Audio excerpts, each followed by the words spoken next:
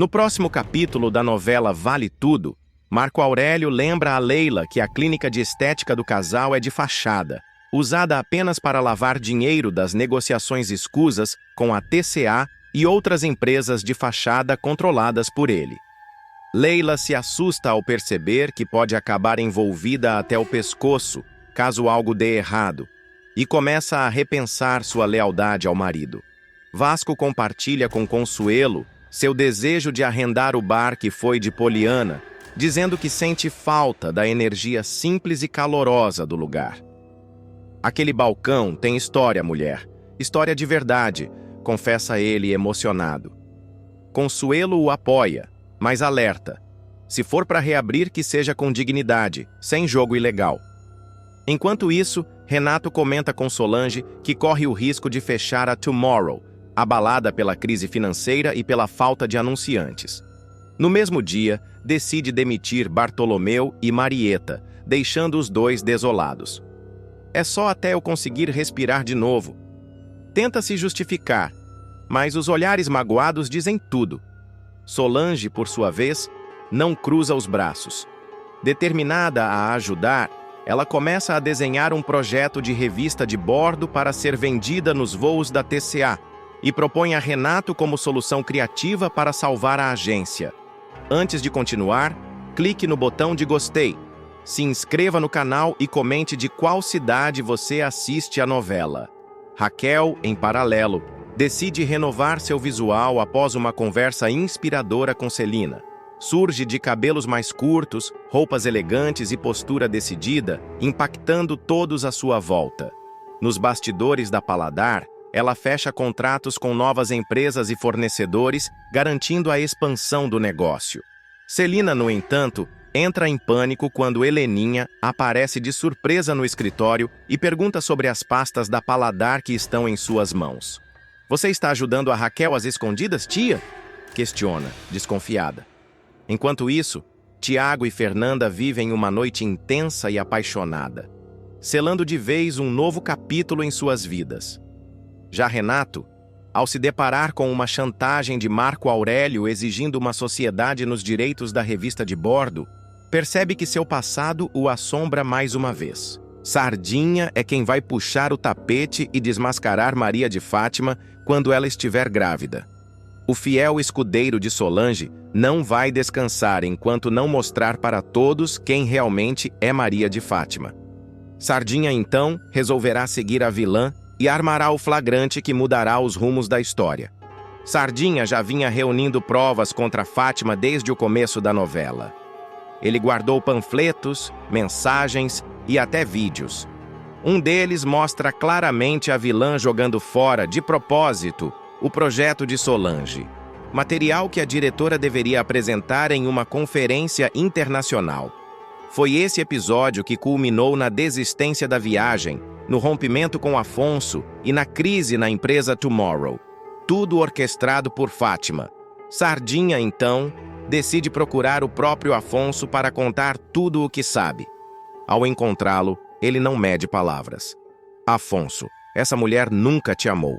Ela destruiu a vida da Solange por inveja, mentiu para você, roubou, manipulou e nunca terminou com o César."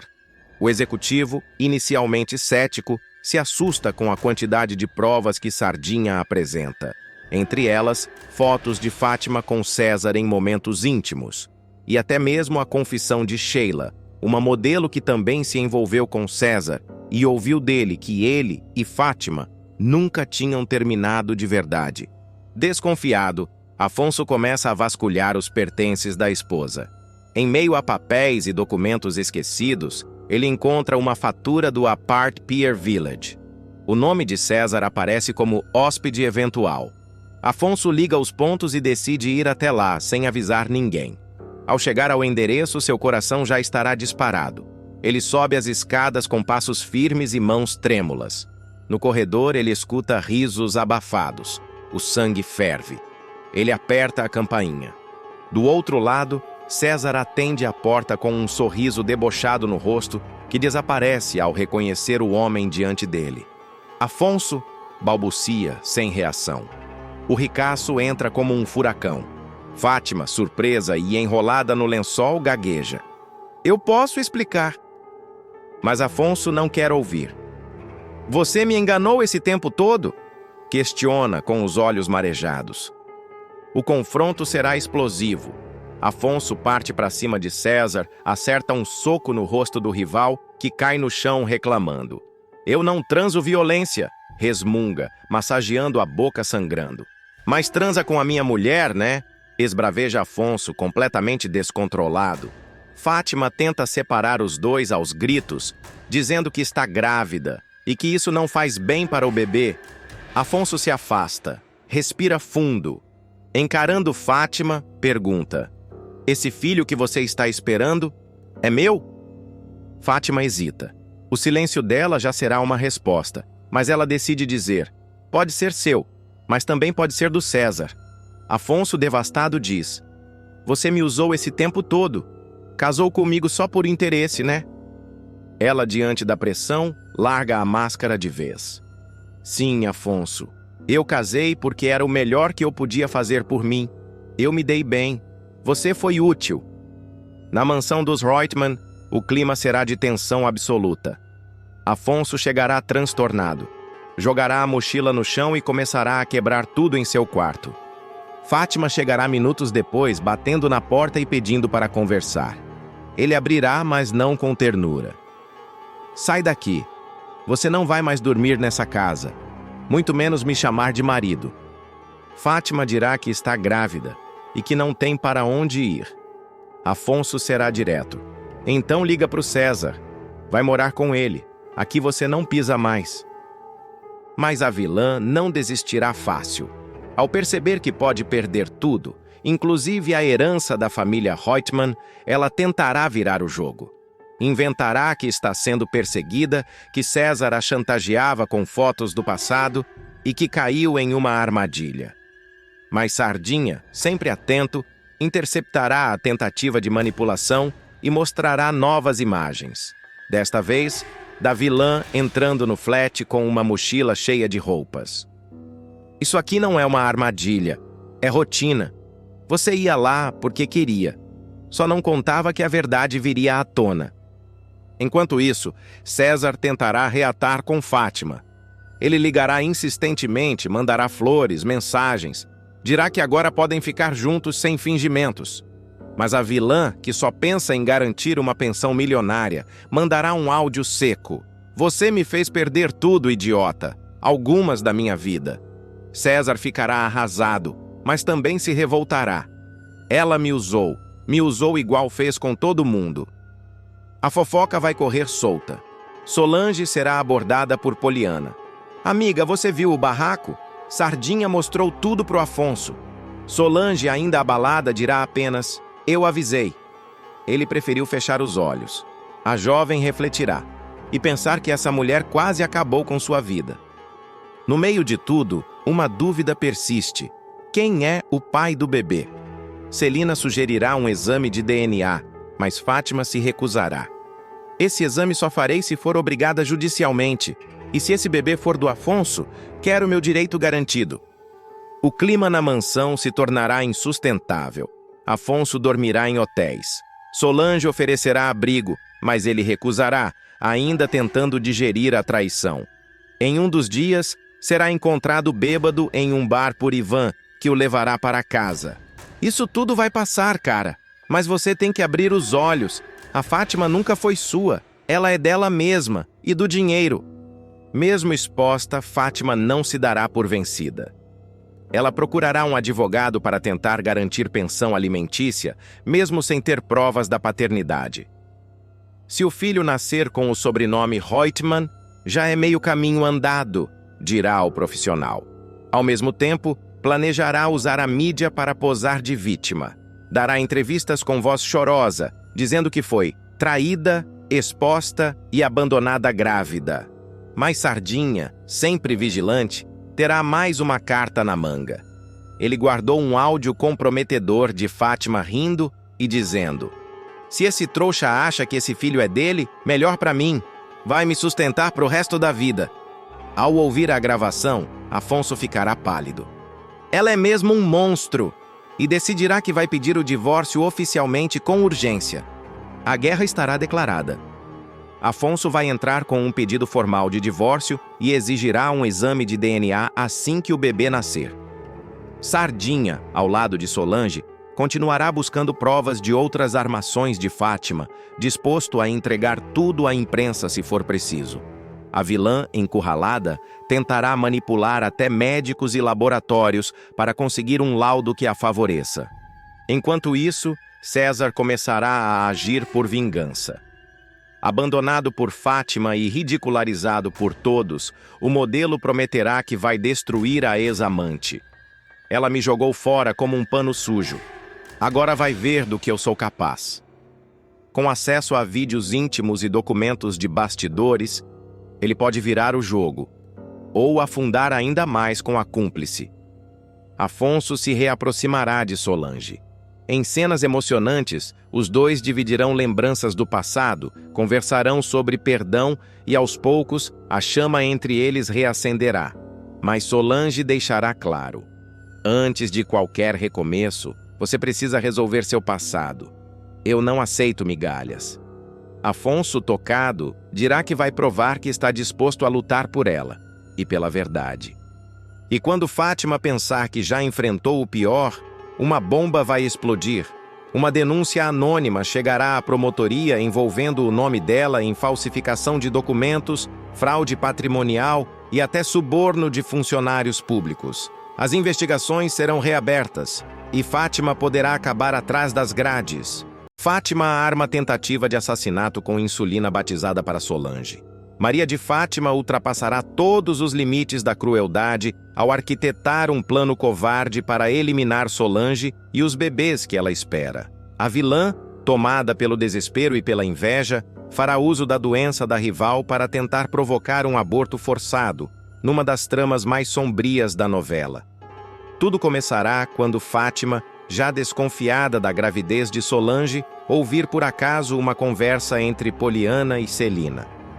A dondoca estará no telefone, mencionando os cuidados que a moça deve ter com a gestação de risco por ser diabética. Fátima arregalará os olhos e se esconderá atrás da porta, absorvendo cada palavra com atenção. Ao ouvir o nome de Afonso associado à possibilidade de paternidade, a vilã sentirá o sangue ferver. Ela ficará paralisada por alguns segundos, digerindo o golpe que considera uma traição dupla, de Afonso e de Solange. Com o coração disparado, Maria de Fátima correrá até o apartamento de César, trêmula de raiva. É isso! É por isso que ela anda com aquele olhar de nojo. Tá se achando melhor que eu porque tá grávida do Afonso. Maldita! Gritará, jogando a bolsa no sofá. César, intrigado, tentará acalmá-la, mas será em vão. Se eu não fizer nada agora, vou perder tudo. A Solange vai prender o Afonso com essa barriga. E o pior, vão nascer dois. 2 filhos para dividir a herança dele comigo? Nunca! Nesse ponto da trama, Fátima já estará se sentindo ameaçada por todos os lados. A convivência forçada com Celina e Odete Reutemann na mansão só aumentará seu nível de estresse. Com o tempo, a influência de Odete sobre Afonso se tornará cada vez mais evidente, e Fátima começará a sentir que está perdendo espaço no clã Reutemann. O bebê, ou melhor, os bebês, de Solange, representam uma ameaça real e concreta ao seu plano de ascensão social. César tentará trazer alguma racionalidade à conversa, mas não será páreo para a obsessão da comparsa. Fátima, você está indo longe demais. Isso não é só uma disputa. Isso é crime. Se fizer algo contra ela, você vai acabar presa. Ou pior, vai perder o que já conseguiu. Mas ela ignorará todos os alertas. Ela é diabética, César. É só trocar o conteúdo da insulina. Um pouquinho de água, só água e pronto. O corpo dela vai reagir. Ela perde os bebês, entra em coma, sei lá, e ninguém vai saber que fui eu. Apesar do choque, César começará a ceder à lógica distorcida da golpista. Ele sabe do que ela é capaz. Já testemunhou outras armações da ex-namorada contra Raquel, contra Poliana, contra Ivan e agora contra Solange. Mas dessa vez, a vilania atingirá um novo nível. Mesmo com receio, ele ajudará Fátima a conseguir o tipo certo de seringa e indicará como ela deve agir para adulterar o medicamento sem deixar rastros. Na noite seguinte, Fátima vestirá preto e colocará luvas de couro. Com os cabelos presos em coque e óculos escuros, ela deixará o apartamento de César, levando consigo uma pequena seringa cheia de água filtrada. Hoje esses bebês vão sumir da minha vida, e da vida do Afonso também, dirá para si mesma, enquanto caminha apressada pelas ruas do Leblon. Ao chegar à casa de Solange, usará uma cópia da chave que havia pegado tempos antes, quando as duas ainda tentavam fingir uma convivência amistosa. Ela entra devagar, acendendo a lanterna do celular, e respira fundo antes de abrir a geladeira. Lá, bem visível, está a canetinha de insulina. Ela pega com as mãos trêmulas e coloca sobre a bancada. Ao lado, posiciona a seringa com a água. Encara os dois objetos como se fossem peças de um tabuleiro de xadrez. A cena é tensa. Fátima hesita. Seus olhos marejam.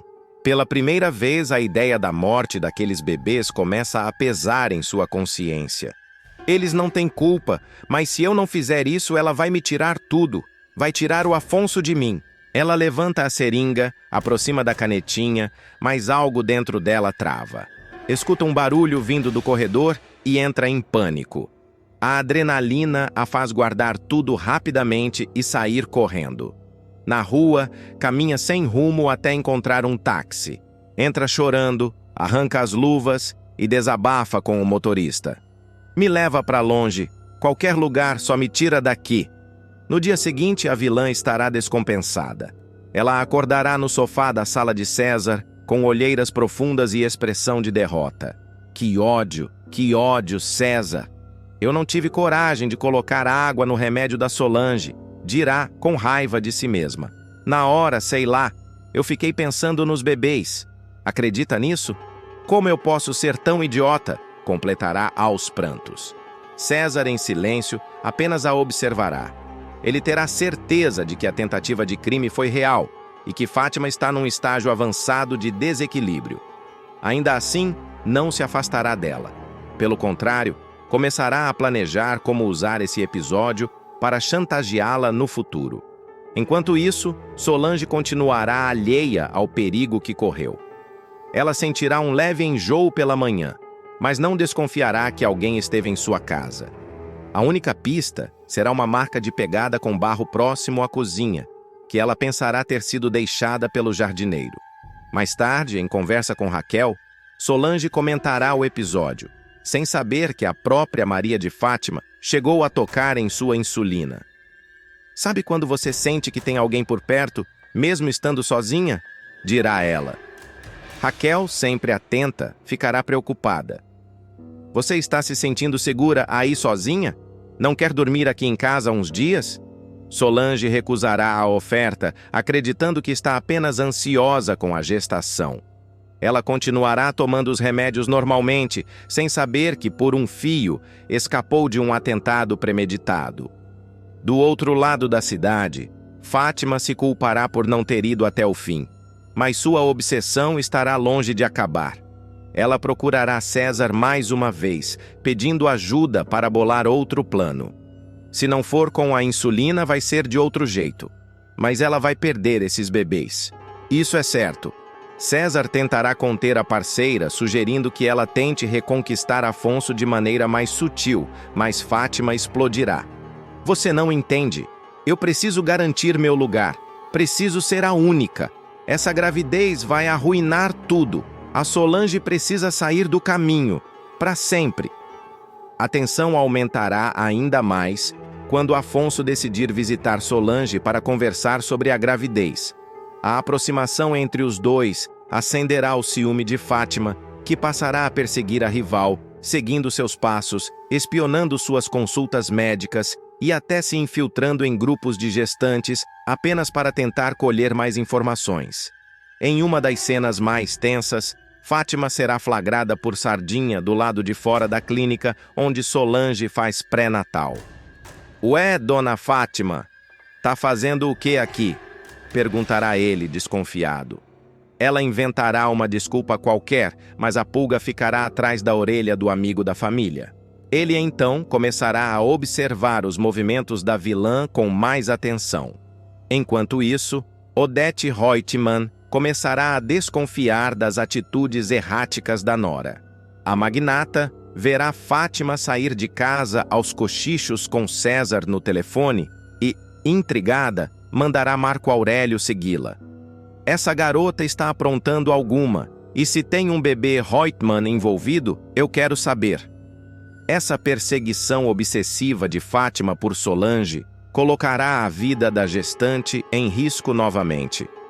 Mesmo sem ter tido coragem de cometer o primeiro atentado, a vilã começará a planejar outra armadilha, dessa vez envolvendo alimentos e substâncias que possam afetar o índice glicêmico da rival. Fátima irá procurar um nutricionista fingindo ser uma diabética em gestação de risco, apenas para colher informações sobre as reações possíveis a certos alimentos. O plano? Mandar doces adulterados como se fossem um mimo enviado por algum admirador secreto. Uma caixa de bombons, por exemplo, recheada com uma dose letal de glicose. César ficará cada vez mais alarmado com o nível de frieza da ex-amante, mas continuará fingindo apoio. E a cada tentativa de golpe frustrado, Fátima se tornará mais desesperada e mais perigosa, demonstrando que é capaz de tudo para manter Afonso sob seu controle, inclusive matar. Maria de Fátima estará prestes a sofrer um dos maiores baques de sua trajetória como aspirante à celebridade. Depois de tantos golpes, mentiras e armações, a vilã vai apostar tudo em uma nova fase: a carreira de influenciadora digital. No entanto, sua ambição e imprudência acabarão a levando ao fundo do poço, mais uma vez. E dessa vez, a queda será pública, humilhante e com direito a esculacho de Odette Reutemann, em rede nacional. Tudo começa quando Fátima, deslumbrada com o título de esposa de Afonso Reutemann, decide exibir sua nova posição social nas redes sociais. Durante uma visita à TCA, sem avisar ninguém e achando que poderia agir como patroa, a jovem invade a sala da presidência da empresa e tira uma foto sentada na cadeira principal como se estivesse no comando. Na legenda, escreve: "Me belisca? Tô sonhando ou é real que eu faço parte dessa história?" Em poucos minutos, a publicação viraliza, causando frisson entre seus seguidores e preocupação dentro da diretoria da TCA. Odette Reutemann, que até então vinha tentando tolerar a presença da nora por respeito a Afonso, explode ao descobrir a publicação. A executiva, furiosa, manda apagar o post imediatamente. Fátima, contrariada, obedece, mas não sem antes gravar um vídeo em tom de protesto.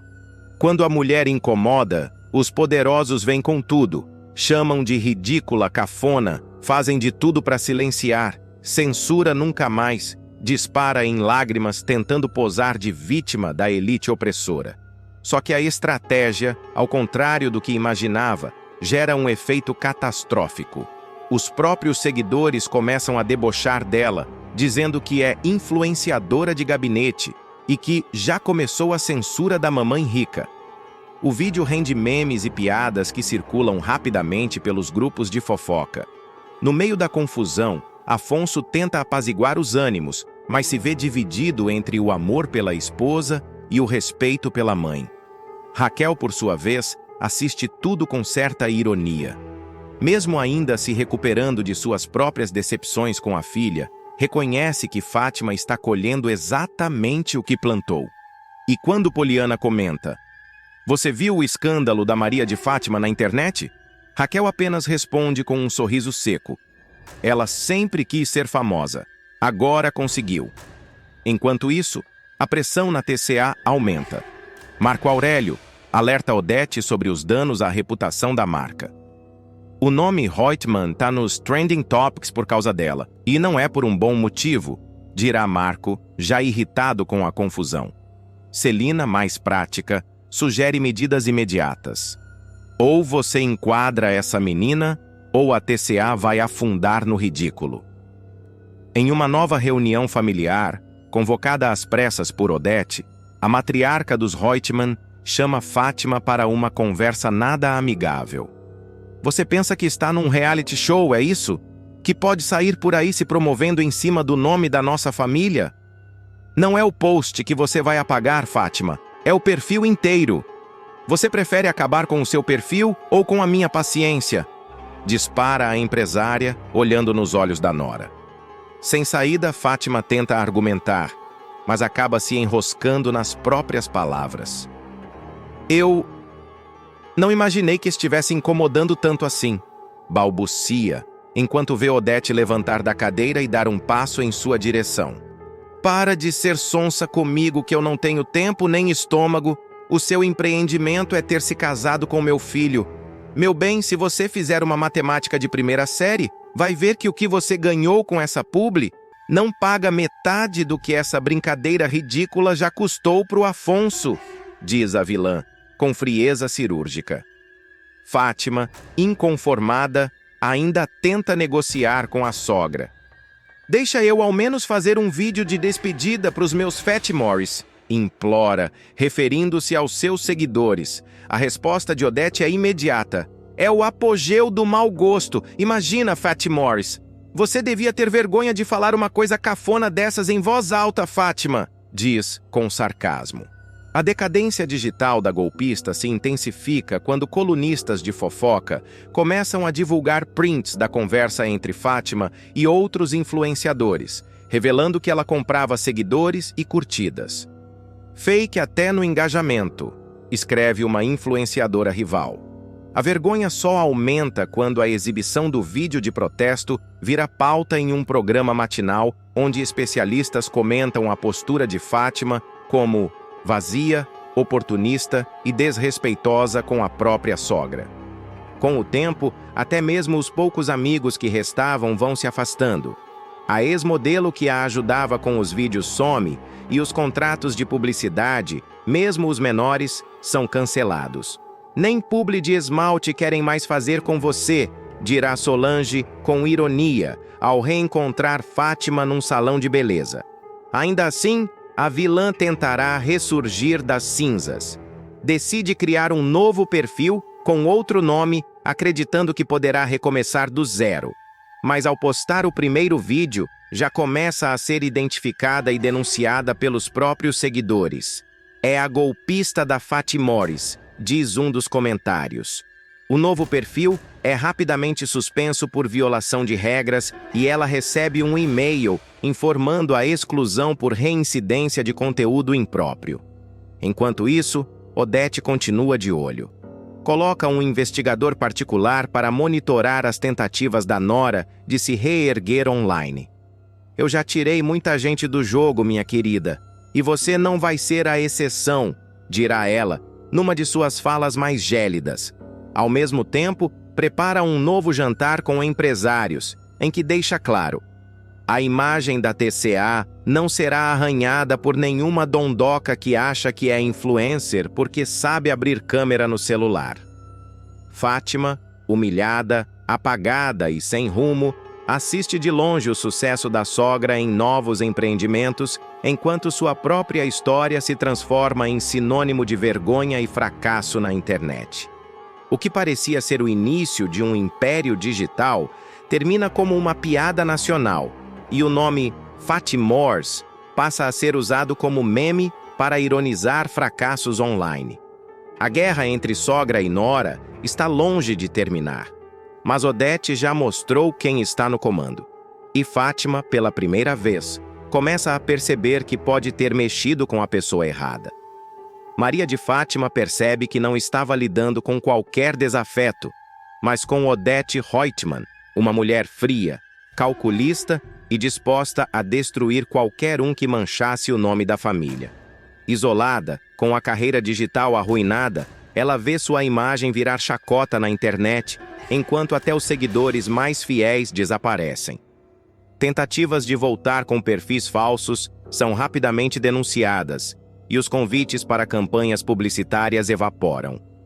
Restará à golpista encarar um novo tipo de fama. A da vergonha pública, do fracasso estampado em cada meme, em cada comentário cruel, em cada silêncio de Afonso. E assim, sua tão sonhada ascensão termina, com um simples clique em excluir conta. Decepcionado com Heleninha, Tiago começa a beber e vira pinguço. Hoje eu vou beber essa garrafa toda. Um novo e doloroso ciclo de autodestruição terá início, desta vez envolvendo Tiago, o jovem neto de Odete Reutemann, que acabará imitando o comportamento da própria mãe, Heleninha. Depois de anos convivendo com a figura materna envolta em escândalos por causa do álcool, Tiago chegará ao limite. O que deveria ser mais uma noite tranquila entre amigos se transformará em uma cena digna de tragédia. Ao retornar para casa, o rapaz se deparará com a mãe completamente embriagada, cambaleando pelas ruas, abraçada a uma garrafa de uísque e alimentando um cachorro de rua com pedaços de pão molhado em bebida. A cena o deixará em choque. "Mãe, o que você está fazendo aqui?" perguntará ele, estupefato. Heleninha, com a voz arrastada e os olhos marejados, tentará justificar sua presença ali com frases desconexas. Eu só queria dar um passeio, ver as estrelas", murmura ela, tropeçando na calçada. Tiago não conterá a revolta. "Não é possível, mãe. O que é que você tanto procura no fundo dessa garrafa de uísque? A vida tá aqui fora e você insiste em fugir dela." Mesmo envergonhada, Heleninha reconhecerá o erro. "Você tá certo. E eu tô errada, meu filho. Eu sou uma droga de mãe", dirá, tentando se levantar, mas cambaleando. Tiago, no entanto, surpreenderá ao adotar uma atitude inesperada. Em vez de ajudar a mãe a se recompor, ele tomará a decisão mais destrutiva possível. "Me dá um gole aí." Diante do espanto da mãe, ele arrancará a garrafa de sua mão e tomará um grande gole, engasgando logo em seguida, mas sem demonstrar arrependimento. "É isso que te consola? É isso que você escolhe todo dia no lugar de mim, do vovô, de todo mundo que ainda acredita em você? Então hoje eu vou te imitar, para você ver como é bom", declara ele com um olhar desafiador. Logo em seguida, Tiago atravessará a rua e entrará em um boteco, ignorando os protestos de Heleninha, que corre atrás dele gritando: "Amigo, me vê uma garrafa de uísque aí, por favor." "Não! A garrafa inteira!" exigirá o rapaz, batendo a carteira sobre o balcão. O garçom, confuso, hesita por um momento. "Você tem certeza, garoto?" perguntará. "Eu nunca tive tanta certeza na vida. Me serve essa porcaria logo." Heleninha, em prantos, tentará arrancar a garrafa da mão do filho. "Pelo amor de Deus, Tiago, não faz isso. Você não merece isso. Eu já tô destruída. Você não", suplicará. Mas Tiago estará decidido a se afundar. "Qual é o problema, mãe? Você gosta tanto de beber. Coloca tudo em risco só por isso, não é? E tem bom gosto ainda. Uísque importado, 12 anos. Hoje eu vou descobrir que sabor tem esse tal alívio que você vive procurando", dirá sarcástico. E então começa o ritual da decadência. Tiago se senta em uma das mesas do bar, derrama o líquido âmbar no copo e observa o movimento da rua. "Beber deve ser muito bom. Eu quero entender qual é a graça, mãe. Eu vou beber muito. Hoje eu vou beber essa garrafa toda, mãe", diz, olhando fixamente para Heleninha, que chora em silêncio. A mãe, vencida, apenas observa o filho sair cambaleando pela calçada com a garrafa nas mãos. Tiago atravessa a rua, entra em uma praça mal iluminada e se senta sozinho em um banco. A cada gole, sua lucidez vai se esvaindo e os pensamentos se embaralham em sua mente. Ele começa a rir sozinho, depois a chorar. "Você virou piada, Tiago. Igual ela. Igualzinho ela", murmura, debruçado sobre os joelhos. Horas depois, a garrafa já estará pela metade. Tiago, completamente bêbado, mal consegue manter os olhos abertos. A madrugada avança silenciosa quando 3 rapazes se aproximam. São trombadinhas da região, conhecidos por assaltar bêbados desatentos. Tiago nem percebe o perigo. Olha o filhinho de papai dando vexame aqui, rapaziada! Debocha um dos marginais. Outro puxa o celular do bolso de Tiago, que só então reage. Ei, me devolve isso! Tenta dizer, levantando-se trôpego, mas mal consegue se equilibrar. Um dos agressores o empurra de volta ao chão. Tá querendo bancar o valentão agora, playboy? Os três começam a agredi-lo, com tapas, chutes e empurrões. Tiago tenta proteger o rosto com os braços, mas está sem forças. Socorro! Para! Murmura, caído no chão de terra batida. O barulho atrai um morador que liga para a polícia. Em poucos minutos, uma viatura se aproxima com a sirene ligada. Os agressores saem correndo antes de serem identificados. Os policiais descem e encontram Tiago desacordado, com o rosto sujo, os lábios sangrando e o olhar perdido no nada. Um dos agentes tenta acordá-lo. Garoto, você me escuta? Pergunta, enquanto o outro chama uma ambulância. Enquanto isso, Heleninha anda de um lado para o outro na frente do bar, desesperada, olhando para os lados e perguntando aos poucos frequentadores da rua se alguém viu seu filho. Ele saiu com a garrafa, não sei para onde foi. Eu devia ter impedido, mas ele me odeia. Repete, aflita. Quando a sirene da ambulância soa ao longe, ela corre na direção do barulho, sentindo o coração gelar no peito. Na manhã seguinte, Tiago acordará em um leito de hospital, com curativos na testa e um soro espetado no braço. Sua primeira reação será tapar os olhos com a mão, sentindo vergonha. Heleninha estará sentada ao lado dele, com a maquiagem borrada pelas lágrimas, segurando a mão do filho enquanto ele dorme. Quando ele abre os olhos, ela tenta sorrir. Você tá bem? Graças a Deus, diz. Mas Tiago vira o rosto, incapaz de encará-la. Ao mesmo tempo, Odete Reutemann ficará sabendo do episódio através de um telefonema do hospital. A empresária, fria como sempre, reagirá com desprezo. Claro que esse garoto acabaria assim. Com uma mãe fracassada como a Heleninha, o que mais se esperava? Um príncipe da Noruega? Dirá, jogando o telefone sobre a mesa. Enquanto isso, Marco Aurélio será avisado por um dos médicos do hospital. Ele largará uma reunião importante para ir até lá, e ao ver o filho naquela situação, não conterá a emoção. Meu Deus, o que fizeram com você, meu filho? Murmura, acariciando os cabelos de Tiago. Heleninha se afastará ao ver Marco Aurélio entrar, envergonhada demais para encarar o ex-marido. Dias depois, o episódio repercutirá entre os funcionários da TCA e nos círculos sociais frequentados por Odete. Os comentários serão venenosos. Primeiro foi a filha, agora o neto. Aquela família está podre por dentro, dirá uma socialite durante um jantar. Odete fingirá não se importar, mas por dentro ficará furiosa. Eu não vou permitir que o sobrenome Reutemann seja arrastado pela sarjeta dessa maneira, nem que eu precise agir com minhas próprias mãos. Enquanto isso, Tiago começará a se isolar. Deixará de frequentar a faculdade, não responderá às mensagens dos amigos e trancará a porta do quarto por horas a fio.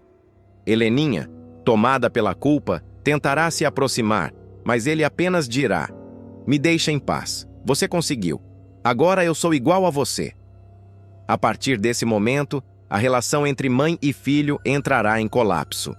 Heleninha sentirá que perdeu Tiago para o mesmo vício que a destruiu, e a dor disso será ainda maior do que todas as quedas que já sofreu.